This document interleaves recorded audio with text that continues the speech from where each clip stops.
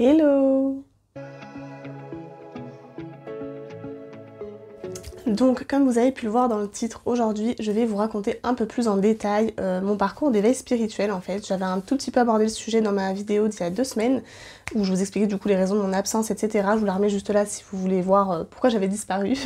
Et du coup, aujourd'hui, voilà, je voulais vous raconter un peu plus en détail ce que c'est pour moi, en tout cas, l'éveil spirituel, et ce que j'ai expérimenté, ce que j'ai vécu du coup, bien que ce ne soit pas fini parce que la route est longue pour arriver à être totalement soi. En tout cas, je pense que ça ne se fait pas en 10 jours, en un mois, enfin ça se travaille même en fait toute une vie en fait. Et du coup voilà, je voulais vous raconter un petit peu plus comment pour moi ça s'est passé. Du coup si ça vous intéresse, et ben vous êtes sur la bonne vidéo. Alors pour vous raconter un peu vraiment le tout début, je m'en rappelle très bien, c'est tout simplement on était au restaurant avec ma grand-mère et ma tata, et je leur fais des bisous si elles passent par là, et on s'est retrouvés à parler un peu voyance, signes que la vie peut nous envoyer, etc. C'est ma tante en fait qui a un peu lancé le sujet, parce qu'on croit vraiment depuis quand même toujours dans la famille à ce genre de choses, les signes qu'on peut voir sur notre chemin, etc. Donc des signes, j'entends par là, je sais pas, par exemple, si vous vous demandez quel job vous devez faire et que vous voyez une affiche pour, je sais pas, un job qui vous saute aux yeux, en gros, bah, c'est que c'était un signe de la vie, tout simplement. Et ça, on y a toujours cru, mais on s'y est jamais vraiment intéressé en profondeur. Si vous entendez du bruit derrière, pardon, c'est mon chéri qui est en train de jouer à la play, tout simplement. Du coup, je disais que voilà, on a toujours cru un peu aux choses qui nous surpassent dans la famille. Et là, en fait, lors de ces discussions au restaurant, on a abordé d'autres sujets un peu plus en profondeur, du genre la voyance, etc. Parce que ma tante avait eu contact avec une voyante, pardon, à un moment donné de sa vie. Et du coup, on reparlait de ça. Et un sujet en emmenant un autre, on a parlé effectivement de petits signes qui auraient pu nous être déjà arrivés. Et voilà, ça a pris une ampleur cette discussion, on a même fini par du coup, c'était quand il n'y avait pas encore de couvre-feu, on avait fini du coup chez ma tata après le restaurant et pareil, on a continué à discuter et elle m'a parlé en fait d'un livre qui s'appelle Écoute les signes que la vie t'envoie, et en fait c'est un livre qu'elle avait lu récemment, un peu avant qu'on se retrouve du coup ce soir-là au restaurant, et qu'elle me conseillait fortement vu l'intérêt que je portais à la discussion qu'on avait et justement au fait que j'aimerais bien moi aussi m'intéresser un peu plus à tout ça. Et vu comment elle parlait des choses, en fait, j'avais vraiment envie, enfin comment elle parlait de ce livre et comment elle décrivait l'histoire, j'avais vraiment très envie de le lire. Du coup, ce fameux livre, ma tante me l'a offert quelques temps après, parce qu'elle voulait me le prêter, mais en fait, elle a fini par me l'offrir, par me l'acheter du coup, pour que je puisse l'avoir, parce qu'elle trouvait vraiment que c'était un livre à avoir, le must-have. Et je suis tout à fait d'accord, parce que maintenant je l'ai lu, je l'ai avec moi, je vous le montre. Donc c'est plus ou moins ce livre qui a tout déclenché, concrètement.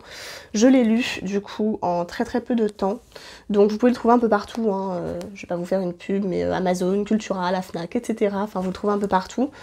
Il est vraiment très bien fait, c'est une histoire narrative, c'est pas comment dire, c'est pas scientifique, vous voyez, c'est vraiment une histoire qui se lit très facilement, où en fait on suit le parcours d'Anna, l'héroïne du livre, qui donc se retrouve par la force des choses attirée par le tango, et alors qu'elle n'était pas du tout dans le milieu, etc. Elle vient de vivre une rupture sentimentale qui fait que forcément elle remet un peu toute sa vie en question, etc. Et du coup elle se retrouve par hasard attirée par le tango, et tout se déclenche de là, et elle finit par du coup rencontrer un professeur qui pourrait s'apparenter finalement à un chaman, clairement. Quand on lit l'histoire on comprend. Et donc cet homme qu'elle rencontre, ce professeur, l'emmène sur un chemin spirituel qui l'aide du coup à ouvrir les yeux sur pas mal de choses, à changer sa façon de voir les choses aussi, à essayer d'être un peu plus en accord avec elle-même, à écouter son intuition, à développer son intuition, et du coup aussi par ses rêves. On va beaucoup parler de rêves dans ce livre, de voir en fait l'importance que ça peut avoir, et en fait que ça peut être aussi des signes justement de la vie. Et du coup en fait ça apprend tout simplement ce qu'est le principe même des synchronicités, sans rentrer dans le côté scientifique. Et du coup je trouve ça vraiment hyper sympa pour une première lecture quand on commence à s'intéresser à tout ce qui est un peu spiritualité, synchronicité, loi d'attraction, etc. J'aborderai différents sujets dans ce style-là au fur et à mesure des vidéos. N'hésitez pas à me donner des idées d'ailleurs, hein, si vous en avez. Mais voilà, moi je trouve que vraiment ce livre, c'est le livre, enfin moi personnellement, Avec ma tante, c'est ce qu'on se dit, vu qu'on la lit toutes les deux, c'est vraiment le livre qui peut aider à ouvrir les yeux. Et moi, personnellement, ça a aidé totalement ça. En plus, à la fin, vous avez un petit récapitulatif. Je vais essayer de vous montrer. Où en fait, ils refont un point de tous les chapitres, chapitre par chapitre, pour dire en gros ce qui était le plus important à retenir de chaque chapitre. C'est vraiment juste génial, j'adore. Et moi, vraiment, voilà, ce livre, il m'a permis de voir les choses différemment, de prendre plus en considération, du coup, les signes que la vie peut m'envoyer, peut m'envoyer, alors qu'avant, je n'y portais pas forcément attention, en tout cas pas assez, et ça m'a vraiment, je sais pas comment dire, ça m'a fait un truc à l'intérieur qui ne s'explique pas, qui m'a fait me dire, mais oui, enfin, c'est ça la vie, en fait, et c'est comme ça que je veux vivre, et c'est comme ça que je veux avancer. Et voilà, il faut le lire pour comprendre, je pense. Et après, voilà, il faut bien sûr s'y intéresser. Mais moi, c'est comme ça que mon parcours d'éveil spirituel a commencé. Je vais donc vous expliquer un petit peu ce que c'est pour moi l'éveil spirituel. Je me suis quand même beaucoup renseignée sur le sujet, évidemment, et je pense qu'en fait, c'est à force d'apprendre des choses, de se renseigner, de lire, de discuter, qu'on peut avancer en fait sur ce chemin. Parce qu'évidemment, là, ce livre, c'est ce qui m'a déclenché cette envie et ce besoin. Coucou Paco. C'est bon? On peut continuer? Merci. J'ai été interrompue, donc si la luminosité a changé, c'est normal. C'est parce que je filme un peu plus tard, du coup. Je disais donc que pour moi, du coup, l'éveil spirituel, je vais vous expliquer un peu ce que c'est, de mon point de vue. Après, voilà, c'est, je pense, un peu propre à chacun. Mais le principe, en fait, de l'éveil spirituel, c'est tout simplement d'ouvrir les yeux sur la vie, sur l'univers qui nous entoure, comprendre qu'en fait on ne fait qu'un avec l'univers et qu'on est juste voilà une petite partie de l'univers et que en fait on fonctionne avec tout ce qui nous entoure, aussi bien avec les éléments physiques, c'est-à-dire je sais pas les meubles, etc. Je vois ce qu'il y a devant moi donc je vous dis ça. Autant avec les animaux, autant avec les autres êtres humains. En gros on est tous connectés les uns aux autres et on ne fait qu'un avec l'univers. Et ça on le comprend... moi personnellement je l'ai compris à force de lire beaucoup de livres parce que du coup mon éveil spirituel, moi il fonctionne vraiment par mes lectures et par les discussions que j'ai avec ma tante, parce que ma tante est aussi vraiment en plein dedans, donc on n'a pas du tout le même âge, et ça c'est un point important effectivement à savoir et à prendre en compte, c'est qu'il n'y a pas d'âge pour vivre un éveil spirituel.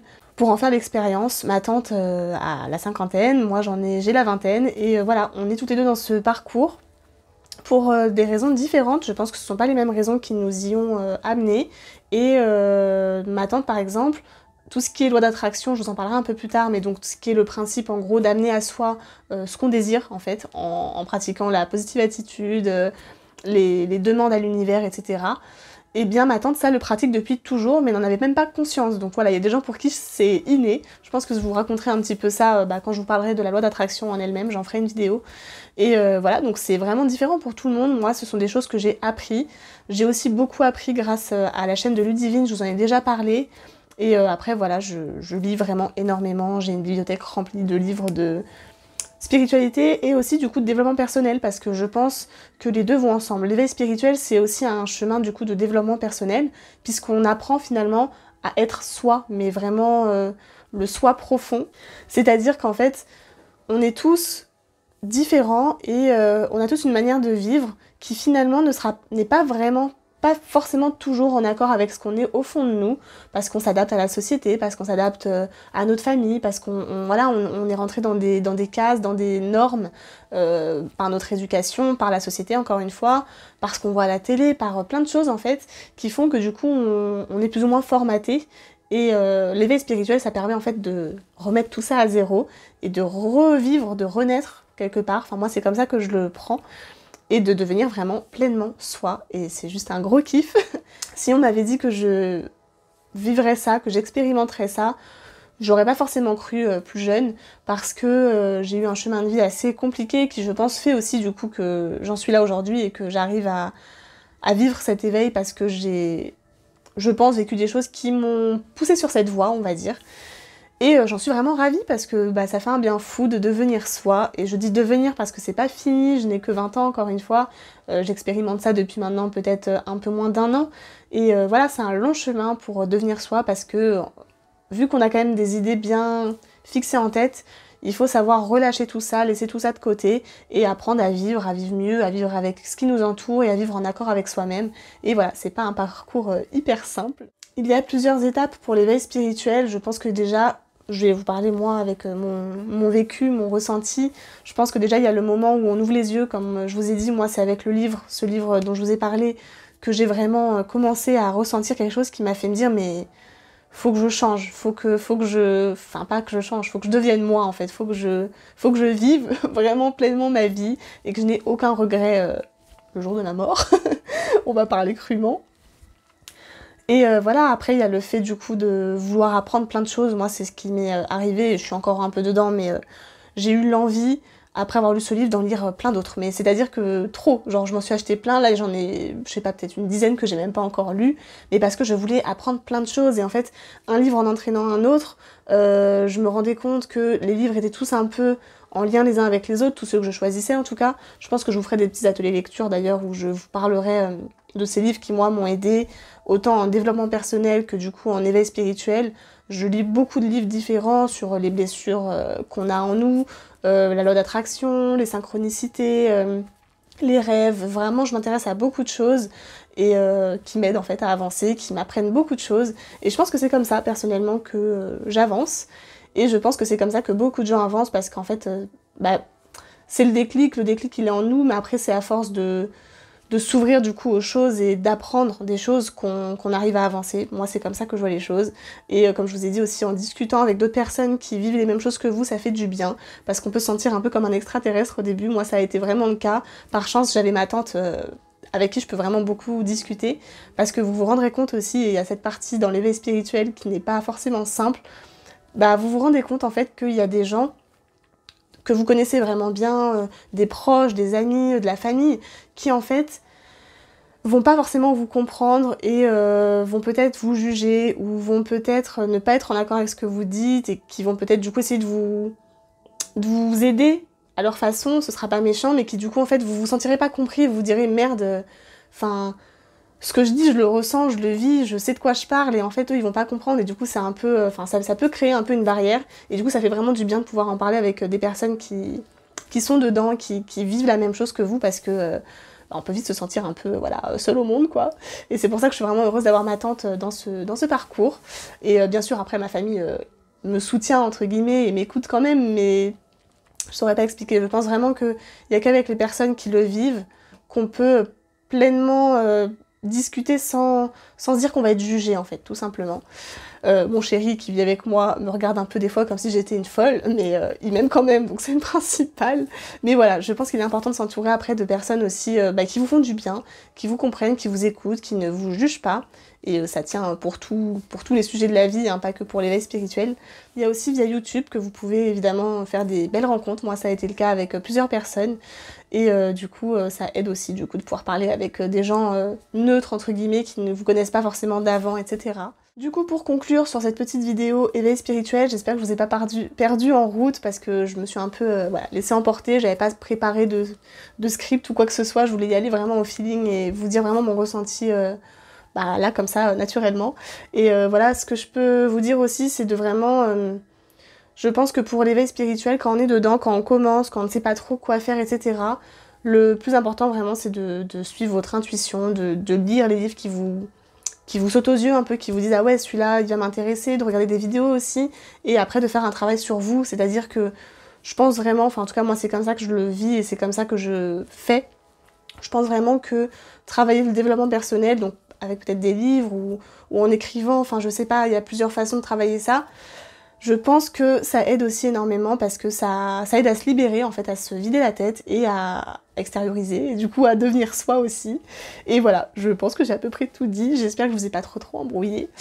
Si vous aimez du coup ce contenu, n'hésitez pas à vous abonner bien sûr, ce sera vraiment super de vous accueillir parmi nous. On aura du coup plein de vidéos dans ce style-là. Encore une fois, n'hésitez pas à me donner des idées ou à me dire quel sujet vous voudriez que j'aborde, parce que ça me fera des idées de vidéos et comme ça, ça vous intéressera aussi un peu plus. Et voilà, sur ce, je vous fais plein de bisous et je vous dis à très bientôt.